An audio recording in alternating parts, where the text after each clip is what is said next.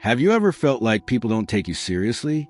Do you notice that others talk over you, ignore your opinions, or treat you like an afterthought? What if I told you that certain habits might be causing people to lose respect for you without you even realizing it? Respect isn't just given, it's earned. And while some people may naturally command respect due to their position, authority, or charisma, the way we present ourselves in everyday life plays a huge role in how others perceive us. If you ever wonder why people seem to disregard you or fail to acknowledge your presence, it's time to take a closer look at your habits. Before we dive in, make sure to like, share, and subscribe to the channel. Your support helps us create more content like this. Now, let's get into it. 1. Apologizing too much. Saying sorry when you've done something wrong is a good practice. It shows humility and accountability. However, if you find yourself apologizing excessively for things that don't require an apology, you could be undermining your own self-worth in the eyes of others. Over-apologizing is a habit that many people develop without even realizing it.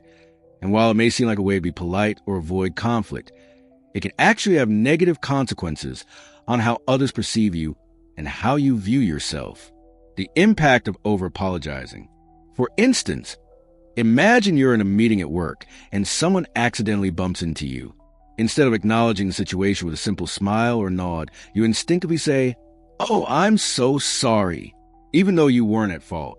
Over time, people start to associate this habit with a lack of confidence. They may begin to see you as someone who is unsure of themselves, someone who is always seeking approval, or someone who is overly submissive. This can have a direct impact on how you are treated in professional and personal relationships. Constantly apologizing can also make your words carry less weight. If you frequently preface your statements with "sorry, but," or "I don't know if this is right," but you weaken your argument before you've even made it. People tend to respect those who speak with certainty and conviction, so replacing unnecessary apologies with more confident language can make a significant difference. When you hedge your statements with an apology, you send a message that you lack confidence in your own ideas, which can lead others to subconsciously dismiss your contributions. How to replace unnecessary apologies. Instead of saying, "Sorry for interrupting," try saying, "I'd like to add something." Instead of "Sorry for bothering you," try, "Do you have a moment?" Small shifts like these help project confidence and self-respect.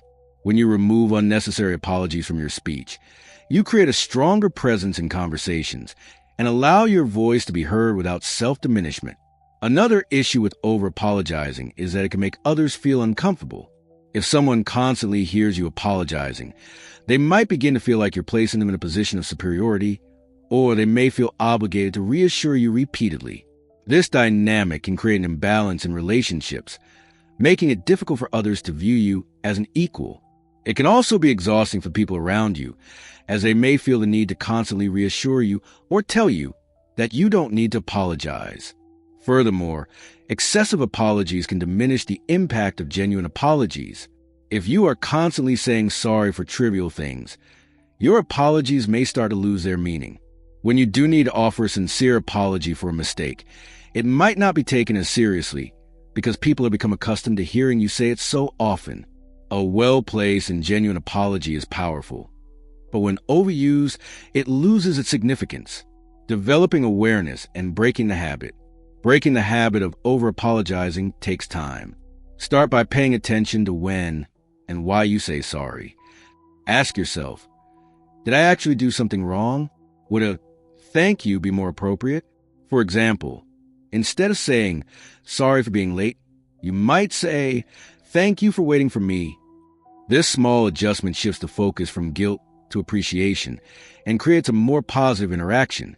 Another helpful practice is to pause before speaking. When you feel the urge to apologize, take a moment to assess whether an apology is truly necessary.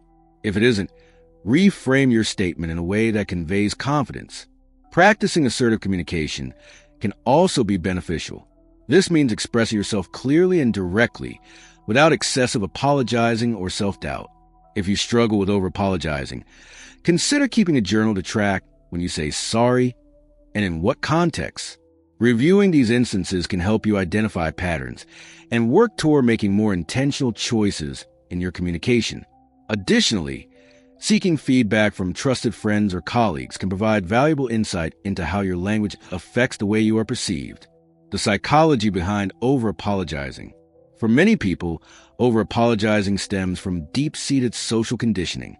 From an early age, we are taught that being polite is important, and for some, this translates into an excessive need to apologize as a default response to any situation. Additionally, individuals who have experienced criticism, rejection, or trauma may develop a habit of apologizing as a defense mechanism to avoid conflict or rejection. Cultural factors also play a role in over-apologizing. In some cultures, apologizing frequently is a sign of humility and politeness, while in others, it may be viewed as a sign of weakness. Understanding these influences can help you become more aware of your own behavior and make adjustments accordingly when an apology is necessary.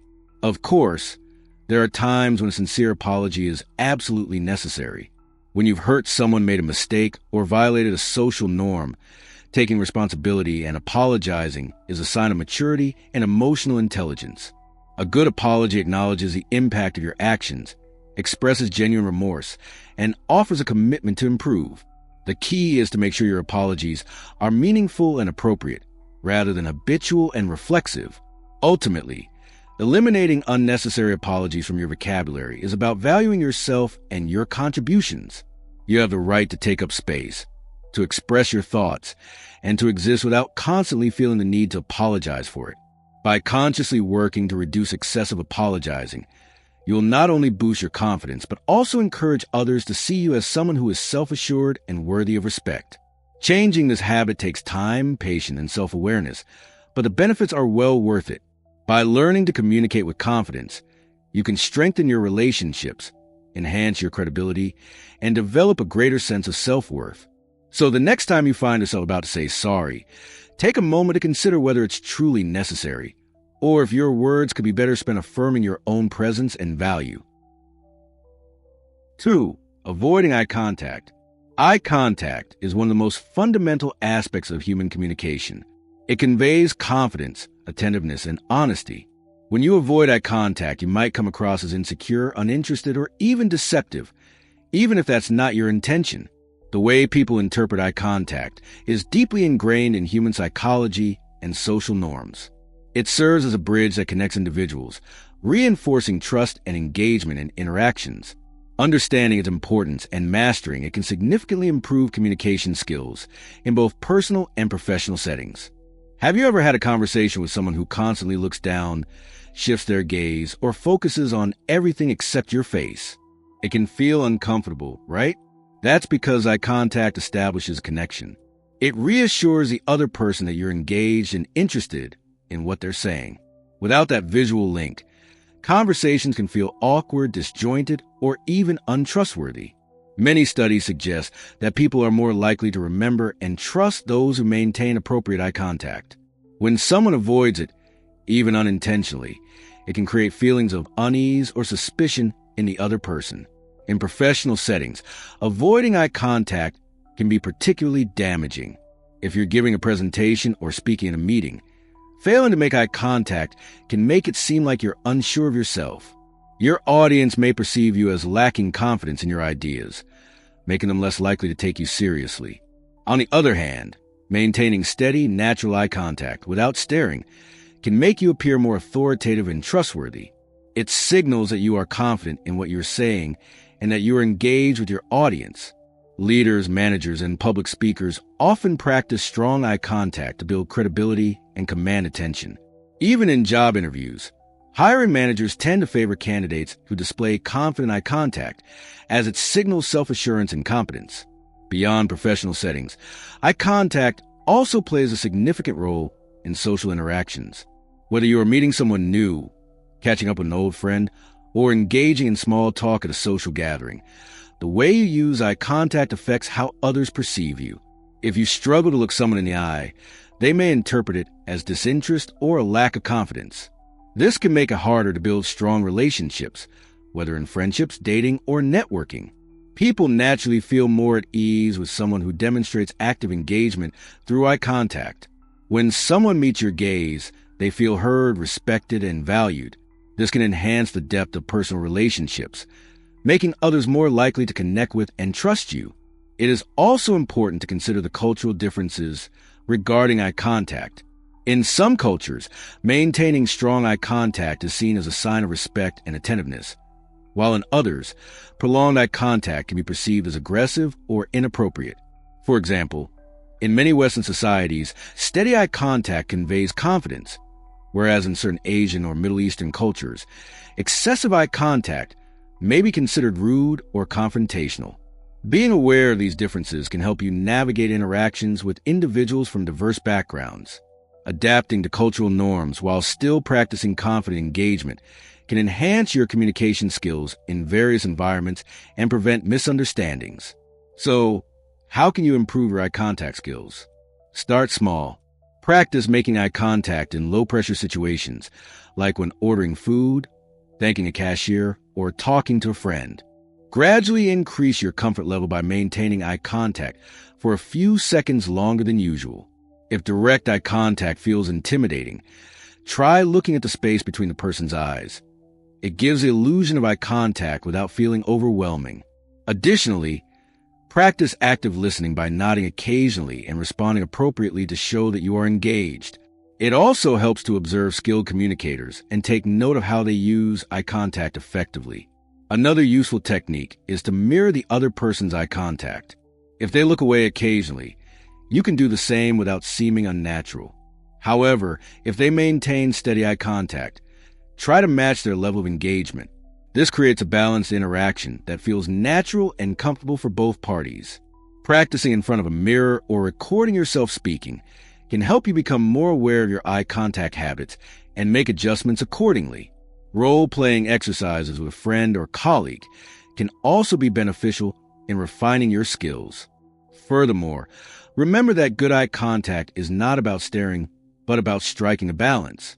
If you hold eye contact for too long without blinking or looking away occasionally, it can make the other person feel uncomfortable. A helpful rule of thumb is to maintain eye contact for about 50 to 70% of the conversation, breaking it naturally to prevent intensity. Developing this awareness will allow you to interact more comfortably and confidently with others. Over time, maintaining eye contact will feel more natural, and people begin to see you as more confident and self-assured. You will notice that your conversations flow more smoothly. People respond more positively to you, and your presence in both professional and social settings will feel stronger. Developing this skill can open doors to new opportunities, deepen relationships, and enhance your ability to communicate effectively in all aspects of life. As you continue to improve, you'll find that eye contact becomes a powerful tool in building connections, fostering trust, and establishing yourself as a confident and competent communicator. 3. Not setting boundaries. Respect begins with self-respect, and a big part of that is knowing when to say no. If you constantly allow people to cross your boundaries, whether by taking advantage of your kindness, making unreasonable demands, or disrespecting your time, you send a message that your needs and feelings are secondary. Over time, this can lead to resentment, frustration, and even burnout. Many people struggle with setting boundaries because they fear rejection or conflict. They worry that saying no will make others dislike them or push them away, so they prioritize pleasing others over protecting their own well-being. Unfortunately, this often backfires. Instead of earning respect, they end up feeling exhausted and unappreciated. Their willingness to accommodate others without limits can make them an easy target for those who exploit generosity, whether intentionally or not. One common misconception about boundaries is that they are rigid walls meant to shut people out. In reality, boundaries are a form of self-care. They help define the limits of what is acceptable and what is not, ensuring that relationships remain healthy and balanced. When you fail to set boundaries, you may find yourself constantly saying yes to things you don't want to do, sacrificing your own needs for the sake of others. Over time, this can lead to emotional exhaustion and even physical stress. Setting boundaries doesn't mean being rude or uncooperative. It simply means valuing yourself enough to enforce what you're comfortable with. For instance, if a coworker frequently offloads their work onto you, politely but firmly let them know that you have your own responsibilities. If a friend always expects you to be available at their convenience, make it clear that you have other commitments. You don't have to justify or over-explain yourself. A simple, "I can't do that," or "I have other obligations" is enough. Learning to say no without guilt is an important skill that reinforces self-worth and self-respect. There are different types of boundaries that people struggle to set, including physical, emotional, and time-related boundaries. Physical boundaries involve personal space and physical touch, and violating them can make a person feel uncomfortable or even threatened. Emotional boundaries involve protecting your mental and emotional well-being, such as not allowing others to guilt-trip you or manipulate your emotions. Time-related boundaries involve how you allocate your time and energy. If you constantly allow others to dictate your schedule, you may find yourself overwhelmed and unable to focus on your own goals. When you establish and uphold your boundaries, people begin to respect you more because they see that you value yourself. You'll also find that your relationships become healthier and more balanced, with mutual respect at the core. Healthy boundaries allow for open and honest communication, ensuring that both parties feel heard and valued. If setting boundaries feels difficult at first, remember that it's a skill that takes practice. Start small by asserting yourself in low-risk situations, such as declining an invitation or expressing a preference. Over time, you will become more confident in enforcing your boundaries in more challenging situations. Surround yourself with people who respect your boundaries and are willing to adjust their behavior accordingly. Ultimately, setting boundaries is an act of self-respect. It demonstrates that you know your worth and are willing to protect your peace. The more you practice, the easier it becomes, and the more you will attract relationships that are built on mutual understanding and respect. 4. Neglecting your appearance. People often say, "Don't judge a book by its cover," and while that's a noble idea, it's far from the reality of human nature. Whether we like it or not, people make snap judgments based on appearance. These judgments often occur within the first few seconds of meeting someone, well before a word is spoken. Your appearance, how you dress, groom yourself, and carry yourself, send a powerful, silent message to the world. And whether that message works in your favor or against you is something you have the power to control. Why appearance matters more than we realize. Neglecting your appearance can have a deeper impact than you might think. It's not just about looking nice for others. It's about the respect and care you show for yourself. When you consistently disregard your grooming, wear wrinkled or stained clothing, or appear generally unkempt, others may interpret this as a reflection of your character. They may assume you lack self-respect, discipline, and attention to detail. These impressions can affect how they treat you, whether they trust you, and how seriously they take your words and actions. Fair or not, the world often equates outward appearance with inner qualities. People may draw conclusions about your competence, confidence, and reliability based on nothing more than how you look. If you walk into a meeting dressed in sloppy attire, with unkempt hair and poor hygiene, it sends a silent signal: "I don't care," or worse, "I'm not capable." On the other hand, a polished appearance communicates preparedness, respect for yourself and others, and a sense of personal pride. Self-respect starts with how you present yourself. Taking care of your appearance doesn't mean obsessing over fashion trends or wearing the most expensive clothes. It's about mastering the basics and developing consistent habits. Clean, well-fitting clothes, proper grooming, and good hygiene are fundamental to making a positive impression. When you care for your appearance, you're sending a message to yourself and the world: I value myself. I take pride in who I am. This sense of self-respect naturally builds confidence. When you look good, you feel good. You carry yourself differently. Your shoulders are back, your head is held higher, and your energy is more positive. People are naturally drawn to confidence. They'll be more likely to listen to you, trust your judgment, and view you as someone who commands respect. Practical steps to improve your appearance. Improving your appearance doesn't require drastic changes or a complete makeover. It begins with small, intentional choices that add up over time. Here are some practical steps to help you present yourself in the best light. Hygiene comes first. Shower regularly, use deodorant, and maintain fresh breath. These simple steps are the foundation of any well-groomed appearance. Hair and facial grooming. Keep your hair neat and trimmed, whether long or short. If you have facial hair, keep it well-maintained. Clean-shaven? Make sure to shave regularly and care for your skin. Clothing choices matter. Your clothes don't need to be designer, but they should be clean, wrinkle-free, and appropriate for the occasion. Well-fitted clothing, in particular, can make a huge difference. Baggy or overly tight clothes can send the wrong message about your attention to detail and self-awareness. Pay attention to shoes. People often notice shoes more than you think. Clean, polished, and appropriate footwear can subtly reinforce the impression of someone who takes care of themselves. Posture and body language. How you stand, walk, and move is part of your appearance. Stand tall, walk with purpose, and make eye contact. These behaviors project confidence and self-assurance. Accessories and details.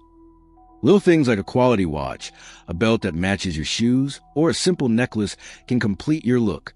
Clean nails, fresh breath, and even the way you smell, a subtle cologne or perfume, all contribute to a positive impression. How neglecting appearance can hold you back. Many people underestimate how much their appearance influences opportunities in life. It can affect job interviews, business deals, friendships, and even romantic relationships. When you neglect your appearance, people might overlook your talents and abilities simply because they're distracted by how you look. In competitive environments, where everyone is striving to stand out, taking care of your appearance can give you an edge. Imagine two candidates applying for the same job. One is sharply dressed, polished, and clearly put effort into their appearance. The other is wearing wrinkled clothes, has messy hair, and appears tired and unkempt. Even if the second candidate is highly skilled, the first one will likely leave a stronger impression. Why? Because presentation often signals preparation, effort, and respect for the opportunity. The connection between appearance and self-worth. There's also a psychological connection between how you look and how you feel about yourself. Neglecting your appearance can create a negative feedback loop. If you don't like how you look, you may feel less motivated to take care of yourself. This can erode your confidence and self-esteem over time. On the other hand, when you make an effort to improve your appearance, you reinforce a positive self-image. You begin to see yourself as someone who is worthy of respect and attention, and others will, too. Respect yourself to earn respect from others. At its core, taking care of your appearance is about self-respect. It's a visual representation of your inner state. When you invest time in presenting yourself well, you demonstrate discipline, pride, and a high regard for yourself and others. This effort doesn't go unnoticed. People respond to it, often giving you the respect and consideration you deserve. You don't need to be the most stylish person in the room, but you do need to show that you care. By making your appearance a priority, you not only increase your chances of success in personal and professional relationships, but you also create a powerful sense of self-confidence that radiates from the inside out. 5. Over-explaining yourself. At first glance, over-explaining yourself can seem like a harmless or even considerate habit. You may think you're being polite by offering more context, by making sure the other person fully understands your reasoning. It may feel like you're showing transparency, that you're being open and honest. Perhaps you believe that if you thoroughly explain yourself, you'll avoid being misunderstood or judged unfairly. After all, no one likes to be misinterpreted. But here's the hard truth. Over-explaining doesn't usually create the clarity or reassurance you're hoping for. More often, it does exactly the opposite. When you repeatedly justify your choices, when you explain your decisions or actions in excessive detail, it sends a subtle but powerful message. Whether you realize it or not, you're signaling to others that you're unsure of yourself, that you need their approval, that deep down you might not fully trust your own judgment. And if you don't trust it, why should they? Human beings are wired to pick up on confidence, or the lack of it. It's something we sense, often without realizing it. You probably felt it yourself. The difference between someone who says something firmly and leaves it at that versus someone who says the same thing but quickly rushes to soften the blow, justify their reasons, or apologize unnecessarily. One feels certain. The other feels shaky. And when people sense shakiness, their natural reaction is to question, to doubt, to push back. Imagine the scenario. You ask someone if they can help you with something on short notice. They say, "I can't." Simple, direct. Even if you're disappointed, you respect their boundary. It's clear. Now imagine a different response. They say, "I can't. I'm really sorry. It's just that I got this other commitment." and I've been really stressed out lately, and I know you need help, but I'm not sure I'd be able to do it properly. And maybe if I rearrange some things I could try, but then I might let other people down, and I don't want to do that either. Suddenly, their no doesn't sound so solid. You might wonder, are they really sure? Maybe I can convince them. Worse, you might feel like they're asking for your permission to say no, and that can be uncomfortable for everyone involved. Over-explaining often comes from a good place, a desire to be liked, a fear of hurting someone's feelings, a hope that if you offer enough reasoning, people will see you as fair and reasonable. You may think that by explaining everything, you're preventing misunderstandings, but ironically, it tends to backfire. Instead of making you look thoughtful or thorough, it makes you appear unsure. Instead of creating understanding, it creates doubt. And the more you try to prove yourself, the more it seems like you're unsure you have a right to your own decisions in the first place. This habit can erode your authority over time. It makes people question whether you can stand by your own choices. It can also be exhausting for you and for those around you. People don't need a detailed backstory every time you say yes or no. They need clarity. They need consistency. And most of all, they need to feel your confidence. Think of leaders you admire. Do they constantly justify their every move? Do they apologize for taking up space or making decisions? Chances are they don't. They may explain themselves when it's truly necessary, but they speak clearly, they make decisions firmly, and they trust themselves enough to let their words stand on their own. That's part of what makes them leaders in the first place. So, what's the alternative to over-explaining? Simplicity, clarity, directness, and an inner sense of trust that allows you to speak without feeling the need to wrap your words in layers of justification. If someone asks you a question, answer it briefly and clearly. If you need to say no, do so calmly and without apology. If you offer an opinion, state it as something you stand by, not as something you're asking permission to have. This doesn't mean you have to be cold, rude, or dismissive. You can be kind and direct at the same time. You can be respectful without feeling the need to over-justify. Sometimes the most powerful thing you can do is say less. Leave space for your words to land. Give people the chance to respect what you say without rushing to fill the silence. There's a quiet strength in trusting yourself, and people notice. When you act and speak with certainty, others respond differently. They sense that you don't need their approval to stand firm in who you are and what you decide. And because of that, they often respect you more, not less. Respect starts from within. When you respect yourself enough to believe that your words have weight on their own, you project a sense of calm authority. You show people that you trust your own judgment and they follow suit. You don't have to prove your worth with long explanations. Your presence, your decisiveness, and your simplicity will speak for themselves. The next time you catch yourself over-explaining, pause. Ask yourself why you feel the need to say so much. Are you uncomfortable with your own decision? Are you afraid of how someone will react? Then remind yourself, your reasons are valid. Your decisions are yours to make. You are allowed to take up space without apologizing for it. Speak simply. Speak clearly. Then stop. The people who need to understand you will.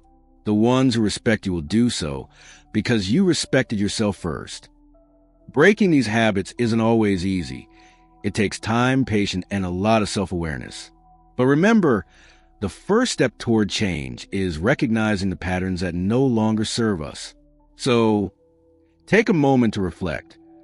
Have you noticed any of these habits in yourself or the people around you? How have you dealt with them? We'd love to hear your thoughts, experiences, or even tips in the comments below. Your insights might just help someone else on their journey. If you found this video helpful or thought-provoking, give it a thumbs up and share it with someone who might benefit from it too. And if you're new here, don't forget to hit that subscribe button and ring the notification bell so you never miss out on more content like this. Thanks so much for watching, and I'll see you in the next one. Until then, take care and keep growing.